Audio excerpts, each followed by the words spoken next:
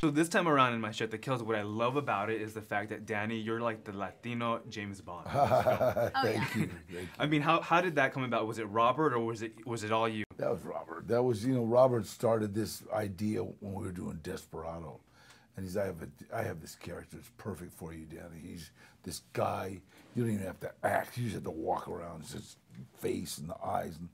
And then when we did Spy Kids, we did, let's make him Uncle Machete, you know, and so that's where I met Alexa and Daryl. And then when we did the Grindhouse, he said, hey, let's do the fake trailer, even if we don't do Machete. But when we came out of that audience, when we came out of that theater, all of the audience demanded we do Machete. I killed my former CIA, FBI, all roll up in the one. on Highway 10.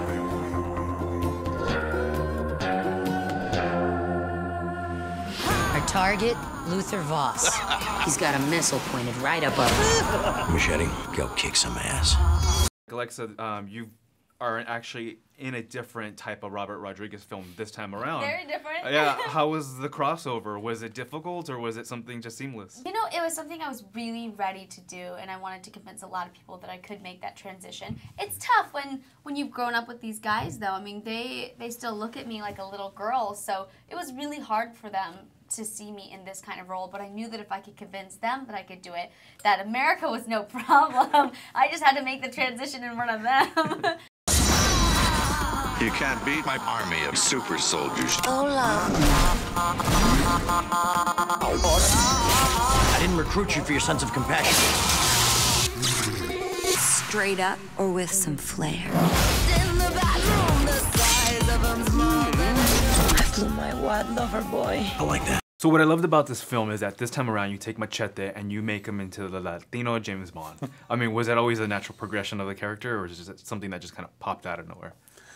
Just about all the characters I do have some kind of James Bond aspect to them. Even the Desperado character had the guitar cases that shot missiles and had gadgets. I mean, I love gadgets, you know, through the Spy Kid movies. And Machete was someone who, he had some gadgets, but he was mostly really resourceful, which I liked, that he would figure out how to get, with a scalpel and intestines, he could figure out how to escape a hospital. You know, I loved that part of him.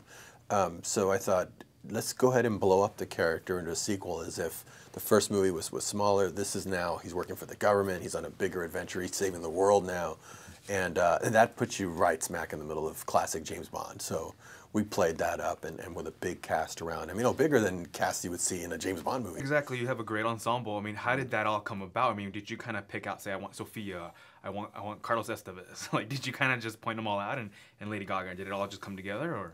I would call up different people, and they were fans of the first Machete. So really, Machete was what brought them in. They just were, even if they hadn't seen it, they'd heard things about it, that it was a fun movie, that everyone came off very iconic, that even Danny was a star of it. I mean, they just loved the idea of it. And that they could come be in a movie like this in a role that they're not usually ever offered. That's a great, you know, draw for an actor. Even if it's a low-budget movie, they'll go do that because it's fun. You know, they want to do that. It's exciting, right? Come on. And let you have all the fun. Let's do this.